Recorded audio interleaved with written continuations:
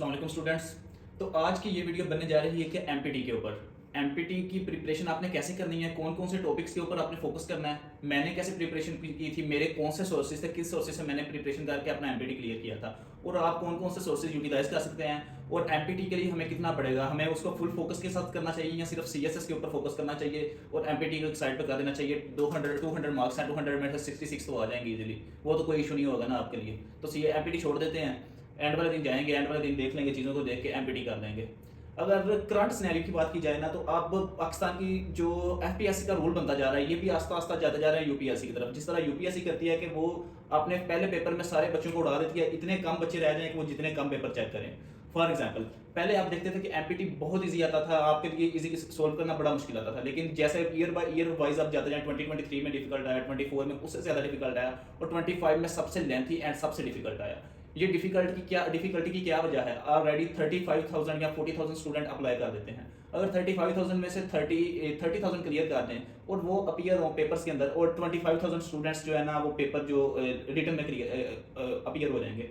अगर 25,000 अपीयर हो रिटर्न में, तो एफपीएससी के लिए पेपर चेक करना कितना डिफिकल्ट काम होगा, इस चीज़ से आप आइडिया लगा सकते हैं। अब उनका फोकस इस तरफ जा रहा है कि जितने बच्चे हो सकते हैं वो टाइम से, जो सीरियस नहीं है उनको फेल करें, फेल करके जो सिर्फ काम के बच्चे हैं ना वही आगे रिटर्न दें, और उनको हम उन्हीं में से उनको फेल करके जो सिर्फ बड़े इंपॉर्टेंट और बहुत अच्छे स्टूडेंट्स हैं ना, हम उनको आगे लेके चलें। उसके लिए आपने क्या प्रिपरेशन करनी है, इस दफ़ा एमपीटी रिटर्न करके राइट करके रख लें कि बहुत बहुत ज़्यादा डिफिकल्ट आने वाला है। उसके लिए आपको करनी पड़ेगी प्रिपरेशन, और आपकी जीरो प्रिपरेशन अभी है, तो आपने किन किन चीज़ों के ऊपर फोकस करना है। ये बड़ी अलार्मिंग सी सिचुएशन है और आपको इस चीज़ को सीरियस लेना होगा, ना कि आप 9 वाले दिन, जब 9th फॉर एग्जांपल आप पेपर दे के आते हैं, पेपर वाले आके देखते हैं रिजल्ट और फिर आपको शर्मिंदगी हो, उससे अच्छा है कि अभी आप प्रिपरेशन कर दें।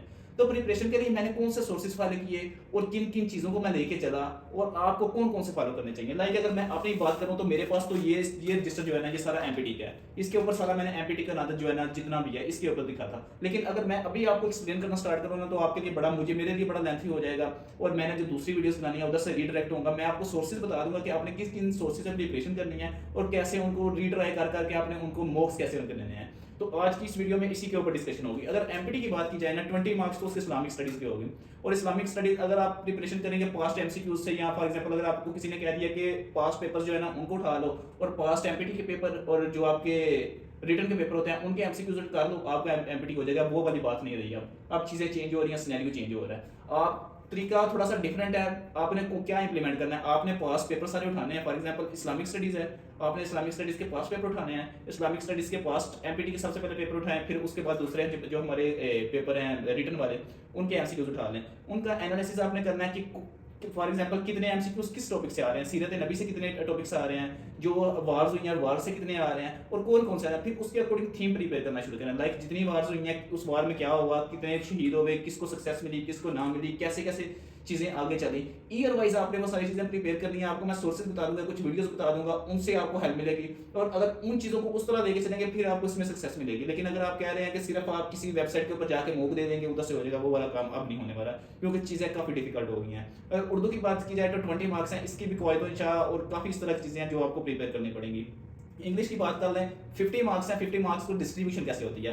10 नंबर के वो सिनोनिम पूछ लेता है, 10 नंबर के एंटोनिम, सम टाइम वो 5 के पूछता है, सम टाइम 10 के पूछता है। तो आपने उस चीज़ के अकॉर्डिंग प्रिपेयर हो जाना कि अगर ये आपको आते हैं तो आप इसमें मार्क्स गेट कर लेंगे, अगर आपको नहीं आते तो आपके 20 मार्क्स कैंसिल हो गए, आप पीछे रह गए 180 इसमें से आपने 66 लेने हैं।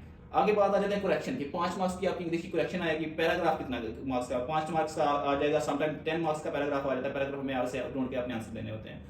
उसके अलावा correct use of verb 5 marks के, उसके अलावा पेयर सेंटेंसेस 5 मार्क्स के, उसके अलावा ओड वर्ड ये भी 5 मार्क्स के आते हैं, और करेक्ट ऑप्शन ये 5 मार्क्स के। आपने इन चीज़ों को इस तरह डिस्ट्रीब्यूट लेके चलना है। जब आप एमपीटी 2023, 2022, 2024, 2025 के पास पेपर उठाएंगे ना, तो आपको आइडिया होगा कि किस तरह उसका एग्जामिनर का पैटर्न आपने लर्न करना है कि वो किस तरह चलता जा रहा है। 2022 से चलें 2025 तक उसने किस चीज़ के ऊपर फोकस किया, और अपकमिंग वो ट्रेंड उस किस तरफ लेके जाना चाह रहा है, वो डिफिकल्टी की तरफ लेके जाएगा। उसके अकॉर्डिंग आपने प्रिपरेशन स्टार्ट कर लेनी है। अगर बात की जाए जनरल एबिलिटी की, एबिलिटी बड़ा इंपॉर्टेंट टॉपिक है। मेरे पास ये सामने लैपटॉप के ऊपर सोर्सेज है, मैं अभी आपको सोर्सेज बताऊंगा भी कि आपने कौन कौन से सोर्सेज यूटिलाइज करने हैं और किस तरह एफिशिएंटली आपने उनको यूटिलाइज करना है।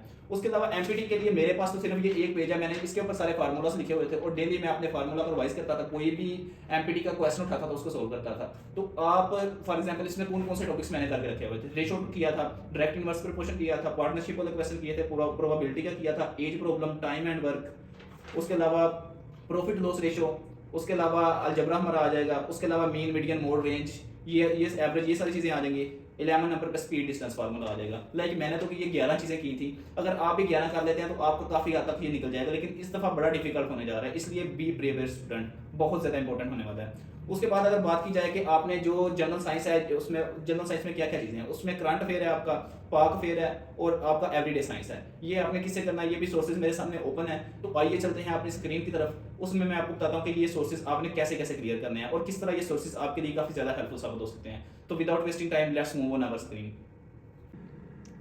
अगर एमपीटी की प्रिपरेशन की बात की जाए तो आपने जो एबिलिटी का सेक्शन आपने कहाँ से करना है, आपने आ जाना है इंडिया बिक्स वेबसाइट। इंडिया बिक्स पे आके आपको इन डिटेल सारी चीज़ें लिखी हुई हैं।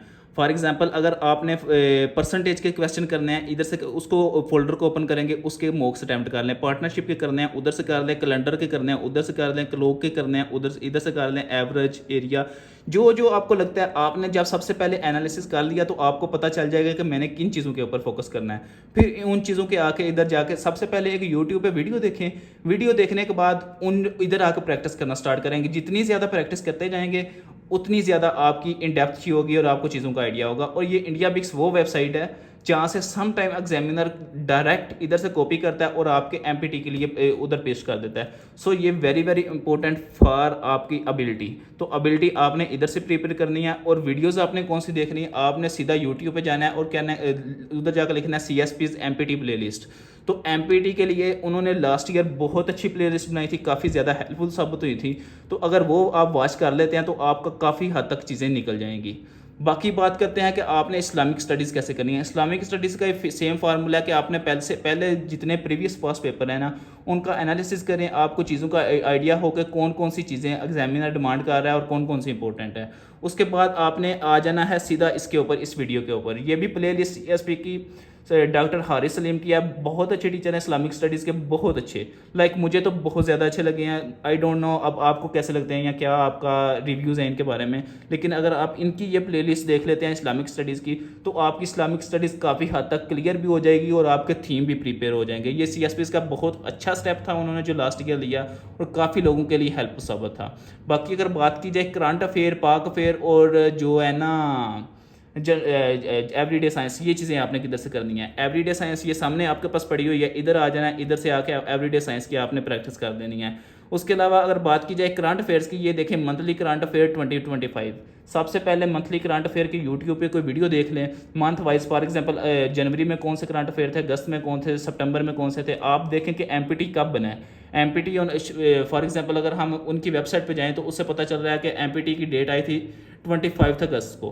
तो अगस्त या अगस्त से 2-3 महीने पहले और अगस्त से 2-3 महीने पहले चले जाएं और 1 महीना बाद में, ये वाले मंथ वेरी वेरी इंपॉर्टेंट, क्योंकि वो ज़्यादातर टॉपिक्स इन्हीं चीज़ों से पूछेगा।